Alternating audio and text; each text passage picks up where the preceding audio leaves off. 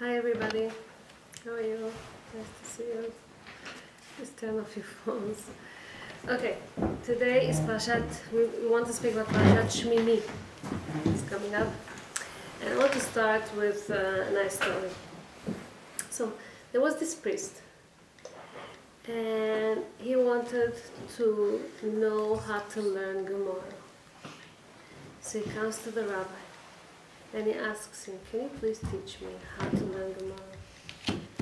And the rabbi is like, it's not for you, you won't understand what I need this for.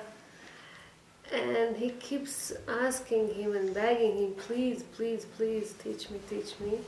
He said, you know something, I'll ask you a question, and let's see if you'll be able to answer it. He said, fine.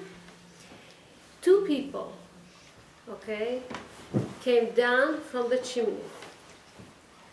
One came dirty, one came clean. Okay?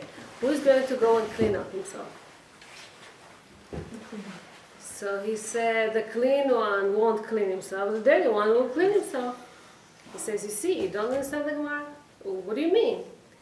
The clean one looks at the dirty, and he thinks that he's dirty also. So he's going to go and clean himself. But the dirty one looks at the clean and says, oh, he came out clean, so probably I'm clean also, so he's not going to clean himself.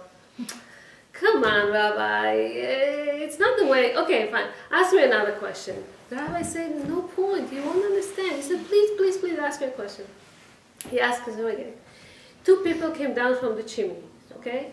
One came out dirty, one came out clean. Who's going to go and clean himself? So he said, the clean one is going to look at the dirty one and think that he's dirty, and so he's going to go and clean himself. And the dirty one is going to look at the clean and think that he's clean, and he's not.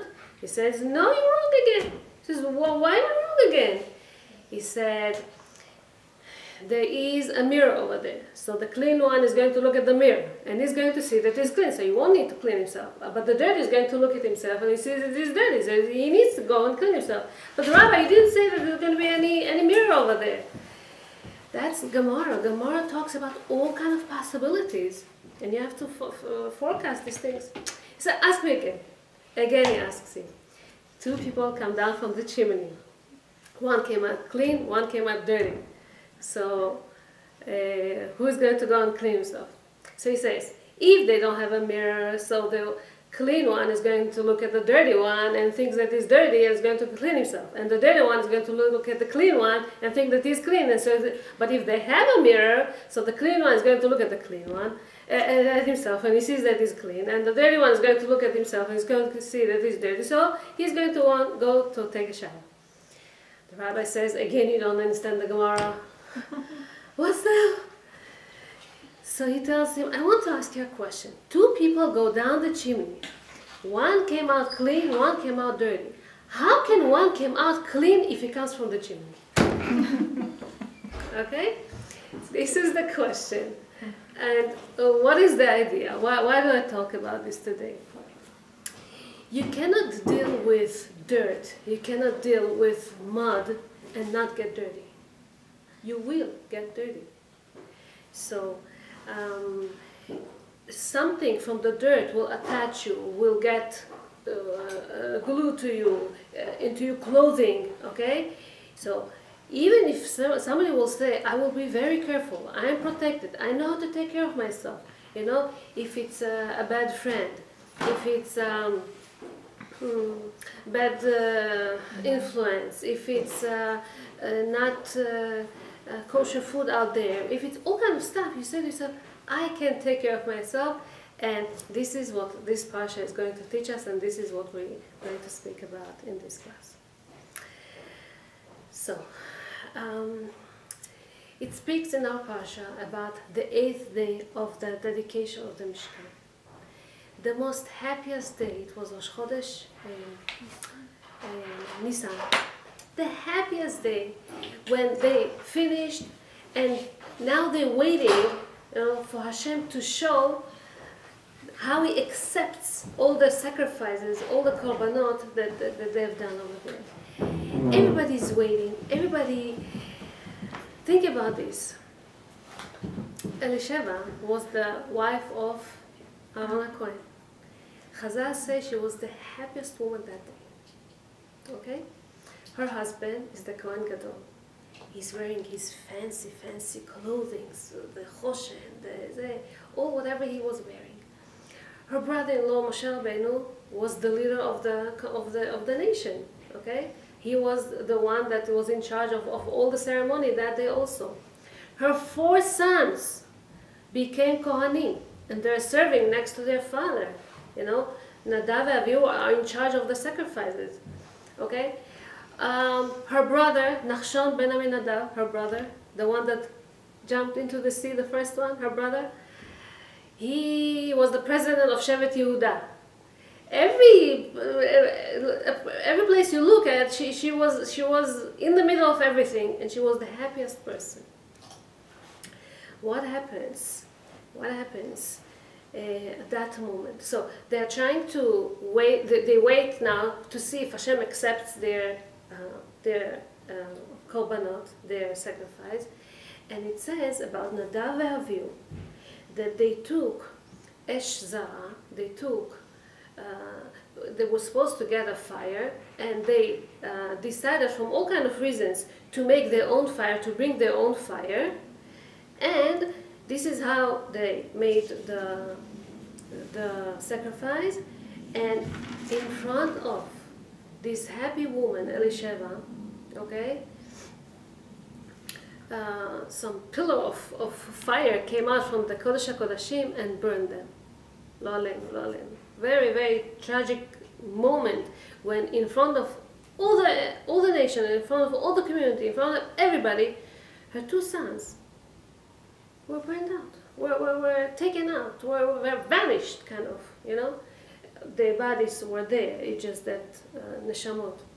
So it says that even though she was definitely devastated, upset, sad, depressed, whatever you want to call it, she never said harsh things. How could Hashem do this to me?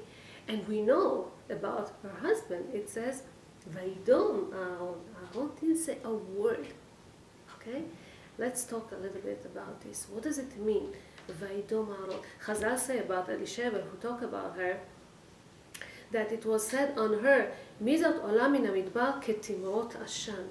At the beginning of that day, they said she was smelled so good from all the spices of the Torah that they had to use, and in the end of that day, lo alenu, after her sons died, she was black from the smoke in a way that came out of her. She was mourning. She was very sad. And Elisheva was a very believing woman. She knew that the fact that her children died, it's because they were righteous, not because they were, and we will talk about this in a second, like it says, Bikrovai Akadesh. Hashem is going to sanctify by people that are close to Moshe Rabbeinu. In fact, Moshe, when he was in heaven, he saw already that in this special day, he thought, he had this kind of a hint, maybe him or Aharon will have to sacrifice their life for this special day. And then that he saw that it was Nadav and Avihu, the sons of Aharon HaKohen, so he tells him probably they're very, very special people, that they were chosen, they were the one that died this way. So Chazal see in Elisheva a very, very special woman. They say that Le'olam yidbak adam betuvim. When you want to get married with somebody, get married with good people.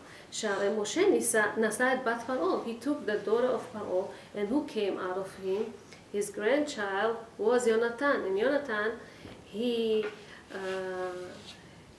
had a house of sacrificing for not so pure thing. And Aharon, he took Elisheva bat Aminadav, Achot Nachshon, it says. Why it says Achot Nachshon? Because it's very important. Who are their brothers? Usually the kids are coming like the brothers, and from them, offsprings came Pinchas HaKohen, the one that took things into action and took care of Zimri ben Salu at the right moment when Moshe was hesitating and kind of didn't know what to do. So whoever gets married needs to check on her brothers, and this is what Aharon did when he checked Elisheva, her brother, Nachshon. It says also that she called her kids after her father and father-in-law, and that's the first time that we see this. Nadav was called after her father Aminadav, and Avihu was Avihu, my father. It's like Aharon's father, Amram, so they called him Avihu. And some say that Elisheva was the Me'aldot HaIvriyot. She was one of the Me'aldot with her mother-in-law Yocheved, and her grave is in Tveria. It's called Kever HaImahot, the tomb of the mothers, and a lot of people go there for Sgula, for children. If they want to have children, they go there. Okay, so Nadav and Avihu, that's what we want to talk about. It says that they were punished because they came too close to the Holy of Holies, and then they brought a korban that they were not asked, they were not ordered to. They brought an eshzara, something that they were supposed to wait and see, how the fire comes from heaven, and they didn't wait. And also shelo natlu etza, they didn't take advice of Moshe and Aaron. So some say all kind of stuff, that they were drunk. Some say that all kind of stuff. You're going to see a whole list of things, what it says about that. I want to explain something. When we got the Torah, okay, it was a whole big thing. We came close to the Mount Sinai, and Hashem limits. He tells Moshe, limit the people. Don't let them go next to the mountain too much, because they're going to get hurt. Even the Kohanim came closer. Nadav and Avihu were Kohanim. Even the Kohanim, as they come closer, they have to be careful too. And it says, HaKohanim, Hanigashim El Hashem, Yitkachu, they have to be prepared, they have to make themselves holy, Penifrotz Bahem Hashem, so that Hashem won't punish them. The Kohanim, they are the ones that are serving the nation. And they are the ones that, the fact that they're working in the Holy Temple doesn't mean that they don't have to respect the place, because they are there very often and all the time. So they are the ones that have to be very, very careful, and they shouldn't be superior on anybody else from the fact that they are Kohanim. And already at that moment, in Ma'amad Har Sinai, we saw that Nadav and Avihu, they were exposed to all kinds of sides that they were not supposed to see. They came too close. They wanted to come close. They wanted to understand. They wanted, but and Hashem didn't punish them at that point, at that time. But now that they did another problem like that, this is when they were punished. When Moshe asked Hashem, Har'eni na'et kevodecha, please show me your glory. So it says that Hashem tells Moshe, you asked to see, to understand me, and then you covered your face. Okay, you were hiding yourself because of my glory, because of my, and because you did that. Okay, says Rabbi Yehoshua, says, יפה עשה משה שהסתיר פנים. אמר לקדוש ברוך הוא, אני באתי להראות לך פנים והסתרת פנים וחלקת לי כבוד, you gave me an honor. חייך שאתה עתיד לעשות אצלי בהר 40 יום ו40 לילה. Meaning, the fact that Moshe got in such a high spiritual level, he didn't let himself feel, very special about this, feel too pride, too arrogant about this, okay? And he was humble, and this is what Hashem liked. Nadav and Avihu, they lacked this humbleness, they lacked this modesty, and this was their problem. Says also, and that they didn't ask Moshe and Aaron what to do.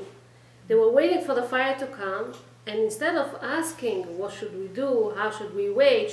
Are we allowed to make our own fire?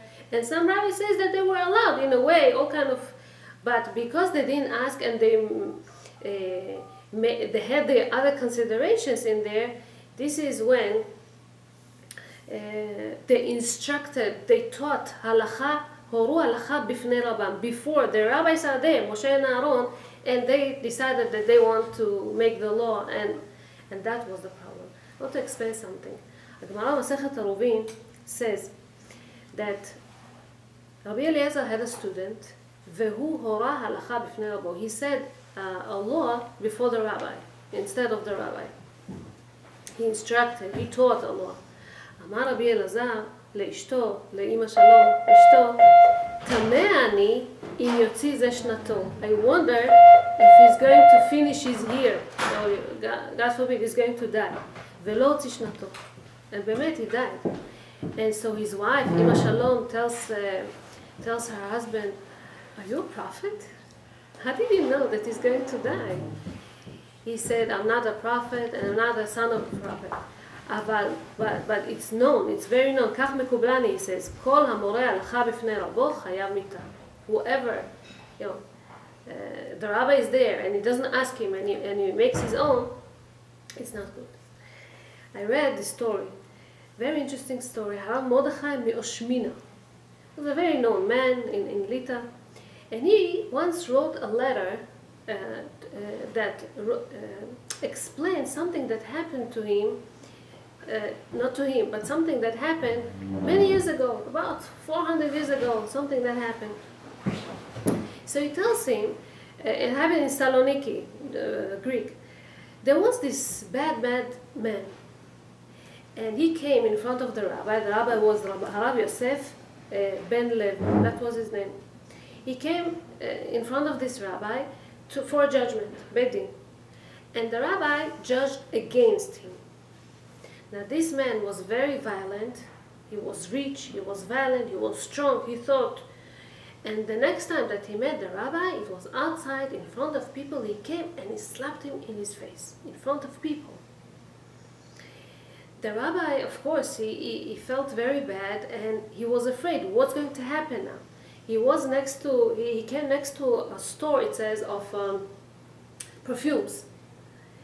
And he stood there and he says, heavens, what's going to happen now? That night, it says, that this store, the perfume, the guy, he gets into his store, wanted to check on something, and he saw a mouse. So he wanted to chase after this mouse, and he had a candle in his hand, and the candle caught fire in one of the, perfumes, it's alcohol. All of a sudden, all the store burst into fire. He doesn't know what to do with himself. It says that that night, 5,000 homes of Jewish people were burned to the ground, to the ashes. And some shuls and some batei midrashot, and the amount of people who died was 314 people who died from this fire.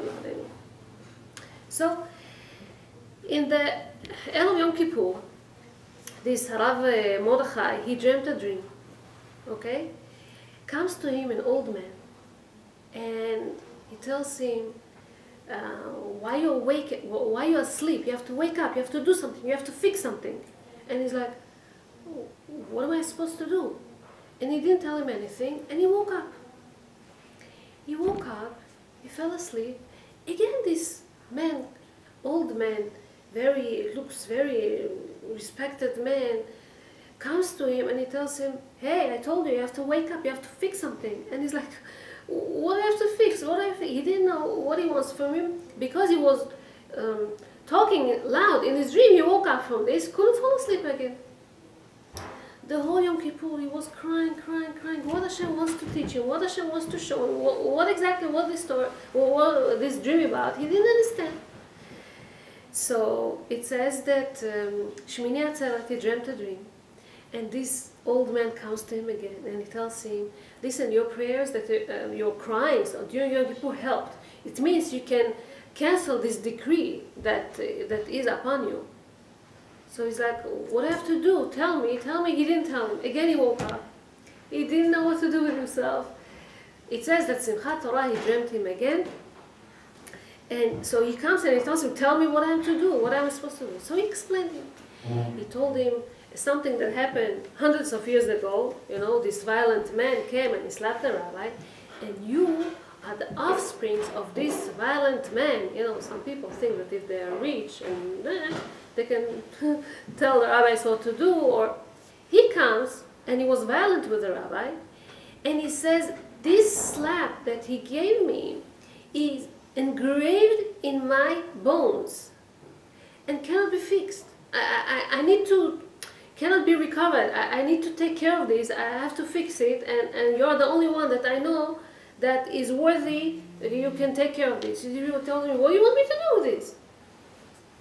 Go to a certain rabbi, he tells him, and buy from him the book that I wrote 100 years ago, Marile. And you have to learn this book. You have to learn all the questions and answers that I'm writing over there. And it's going to take you time. It's going to take you 4 years to learn this, to know it by heart. And this is going to be how you're going to fix that problem. Okay? So this rabbi, Rabbanit Yehoshua, he was very busy. He had people over, he had this problem, he had that, he was a judge himself, he had to take care of it. He couldn't do it. 2 weeks ago, this guy comes again in his dream. Hello, why do you delaying it? It's a problem, it's not good, you have to take care of this. He said, I was looking for this book, but he said, I told you to go to a specific rabbi, go to him. He says, why do I have to go to him? I want to. He says, no, you don't understand. This rabbi, he wants to take out his own books, he doesn't have any money, you're going to help him. You're going to pay him, he's going to be able to take, there are all kind of calculations, he says, you have to go to him. He says, okay, and again he got busy with something, and he comes to him again in the dream, and he warns him, he tells him, you're not going to do that, it's not going to be good for you. And that week he couldn't really go and take care of this book because his wife got sick. And he was running to the doctors, he was going with her, and he comes to him the last time, he says, I'm not going to come again. The warning is your wife. She got sick. It's too dangerous already for you. You have to take care of this. So this is where he writes a letter, and it's a known letter that he wrote to this rabbi. He tells him, I send it to you with a special messenger. Please give me. I send you money. Please send me the book. I want to learn it already. I want to take care of this because my wife is in danger. Why do I tell you this? Amar Rabbi Akiva in Vayikra Rabbah, Nimshelu Israel le'of. Israel are like a birds. Ma ha'of hazeh eno porech bli knafayim, cannot fly without wings, so Israel cannot stand, cannot live without the elders. It's so important when we have elders. It says in Masechet Chagiga that the prophet Yeshayahu, he cursed the Jews 18 curses, it says. And he didn't come down, that's what it says, until he told them, Yirhavu hanar bezaken v'hanikle b'nichbad. He cursed them all kind of stuff. He told them, you're not going to have rabbis, you're not going to have people that will be able to learn Torah, and people will be able to judge the right way, and people that will be able to be in a yeshiva. Be in a yeshiva means give you good advices for all kinds of questions. But it wasn't come down until he said that young boys will dare talk against elders, and nikle means low people against very respected, very honored people. This was the worst thing that he could curse the Jews. Meaning, when people, they don't respect the elders, there's already no hope. It's very, very bad. Masechet Sanhedrin, it says, speaks about Rabbi Eliezer ben Hoknius. Rabbi Eliezer ben Hoknius, you read about him, you heard about him, there's a lot of stories about him. He was a great, great rabbi. He was the rabbi for Rabbi Akiva. But because he was so great, Then there was this problem when the rabbis came to this kind of a dispute. It's called Tanurosh al-Achnai. When they were arguing if a certain oven is kosher or not. So Rabbi Eliezer ben Hokeno says that it's kosher, and all the other rabbis says that it's not kosher. And they didn't want to give in, and they didn't want to come in. And there's a whole big descriptions over there, how he says, the water will proof, and this will proof, and all kind of miracles that he was able to create. And from heaven they accepted. They say, yeah, Rabbi Eliezer is right. But the rabbi says, no, it says, Aharon Rabim La'atot, we all in one side, and he has to follow us. If he doesn't follow us, it's a problem. And they boycott him. Cherem, nidui. Nidui means nobody's allowed to go to him, nobody's allowed to study from him, nobody's allowed to be around him at all. Cherem. So for many, many years, Rabbi Eliezer ben Hokenos was alone. He was such a knowledgeable man. He knew so much Torah. And the students didn't come to study. He felt so bad about that. Then the rabbis heard that he's about to die. He's about to die. So they do want to come and visit him before, but he's in Cherem. They don't know how to deal with this, how to do. They come anyway. Rabbi Eliezer asks them, why did you come? They tell him to learn Torah. Learn Torah, they meant, we want to see how you, great man, it's also learning Torah, how a great man passes away from the world. They need to learn this too. So they say, and why didn't you come till now? Like, I could teach you so much till now. Why didn't you come? They say, we didn't have time. We didn't have time. So the rabbi said, Tameani im yamutu mitat atzmam. I wonder if they will die in a natural way. Probably they won't die in a natural way. It says that Rabbi Akiva felt that he is the one. It was most fault was his, because he was the greatest student of Rabbi Eliezer, and he didn't come. And he says, Umasheli, what about me? And he answered him, Shelcha kasham shel kulam. Your death will be the hardest, the hardest than anybody else. Why? Because he could come, he could study, he could learn, and he didn't. He couldn't.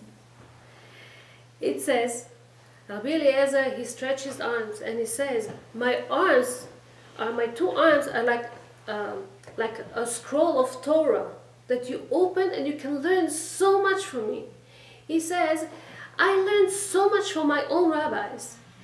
And whatever I learned from the rabbis, it's like I was licking from the sea, from the ocean. How much a dog can lick from the water? Not so much. And I could deliver you so much, and nobody came to study. He felt so bad that nobody could. He says he knew 300 laws of bright spots on the body. Today we don't have this. We don't know these laws of all kind of stains on the body. Who's tahor, who's tameh. You know, he knew 3,000 laws of tzarat and leprosy and kishufin, all kind of magics and stuff. He knew so many things.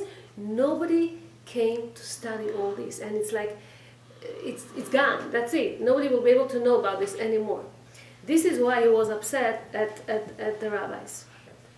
You remember last week, Moshe Rabbeinu goes to heaven. We spoke about that, and he asks Hashem. He sees Rabbi Akiva, and he sees that he's such a special man that he's going to teach Torah, all the Torah Shebaal Peh. It's Rabbi Akiva, and he sees how Rabbi Akiva is going to die. What's going to be his end? And he asks Hashem, "Zot hara v'zot hara." That's not fair. Why, Hashem? Why are you doing that? What did Hashem answer him? Shtok, kach hala b'machashava lefanai. Don't say a word. What does it mean? Shtok, kach hala b'machashava lefanai. Shut up, don't talk. That's how I decided.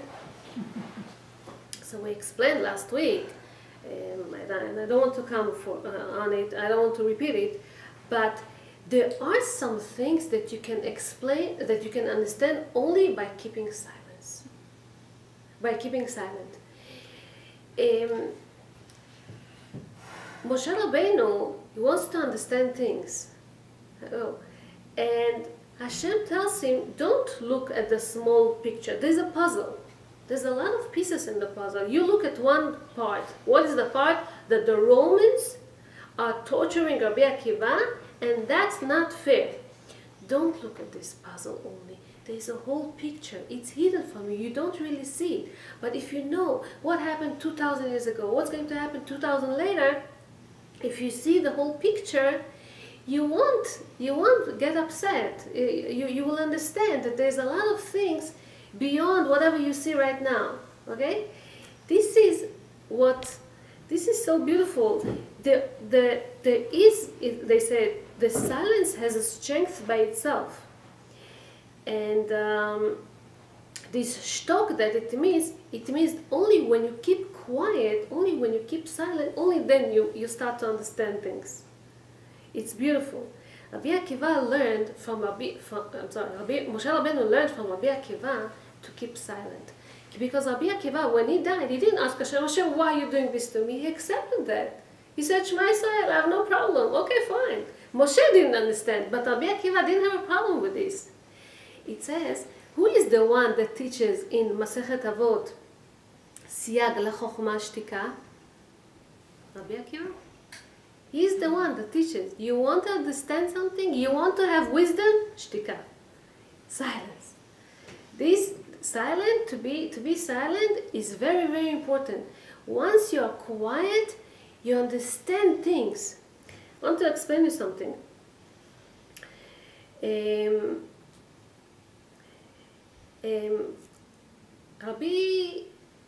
You all know this story. Rabbi Yehoshua ben Levi met Eliyahu Navi, and he asks him all kind of questions. So he takes him, come with me, I'll take you to a journey. Oh, but only one condition, you're not going to ask me questions. So it's a favorite story. They come to a family, and the family are very rich. They don't want you to accept them. They give them to sleep in the barn. They don't want even to bring them home. And in the middle of the night, Eliyahu Navi gets up and he builds them another huge part to the house. And Rabbi Yehoshua ben Levi doesn't understand. Why you have to build them? They didn't even accept us. They're not kind people. Why do you have to do this?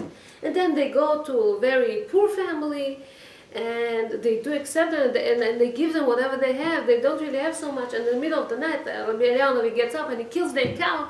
And really, Yehoshua is like, why are you doing this? It's the only income that they have, this cow. Why do you have to go? And Eliyahu Navi tells him, if you're going to ask me questions, I just won't go with you. You cannot ask me questions. He, of course, explained to him that, later on, that this rich person, if he would build himself, he would find a big treasure, but it's not for him. It's not his share, so I didn't want him to find him. And that poor people, he killed their cows because the member of the house, the mother was supposed to die, lo aleinu, so he took this decree from the house by killing the... He explained all kind of stuff. But once people are asking questions, Eliyahu Navi couldn't be with him anymore. He says, you're asking me to... I cannot really explain you all this. So, it's interesting. This silence that we're talking about is the same silence that Aharon HaKohen did. Vaidom Aharon. Bukhari says, dumb. Kept quiet. Didn't ask questions. He didn't ask, why do you do this for me? Do you do it to me? You keep quiet only when there's negative things happening? Or when do you keep quiet? Oh, very nice. Very nice. So, when did Aaron kept quiet? When he heard that Moshe tells him, I'll answer it in a second, Bikrovai Akadesh. When he heard what the sentence that I said before, somebody big was supposed to die. I thought it may be you or maybe me, but now that I see your sons, it means that they are in a very, very high level. So he kept quiet.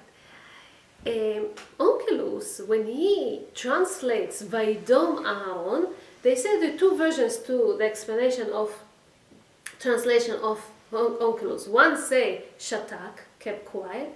Some say Shevach. He gave praises to Hashem. Hello? How can you give a praise to something so bad that happened to you? What does it mean, this praise? So, isn't that remind you something? You all know this, Sof Masechet Makot. Rabbi Akiva and all his friends are going in the ruins of the temple, and then they see fox coming out from the temple. So everybody starts crying. You know, a fox in the temple, in the Kodesh HaKodeshim.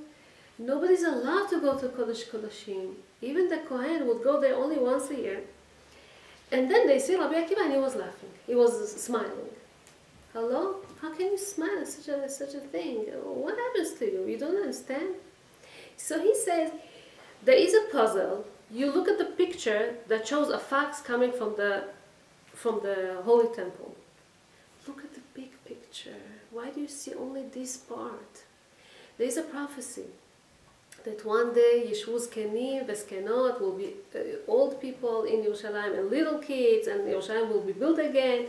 You know, if the ruins, if the destruction happened, also the, how do you say, the Tkuma, huh?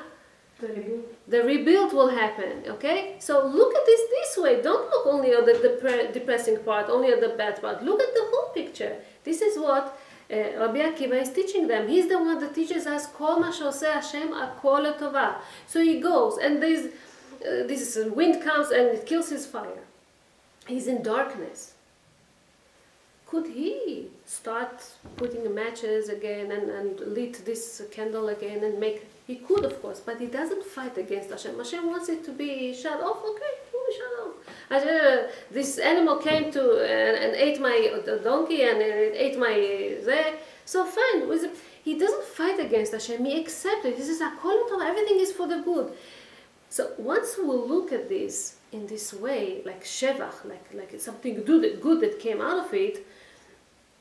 This is when we look at the whole picture. People are asking, so what? We're supposed to be happy with, she's stuck with, a tough husband, and she's stuck with no money, and she's stuck with, everybody has their own nisyonot and all their own things that they go through. But look at the big picture. Okay, whoever has a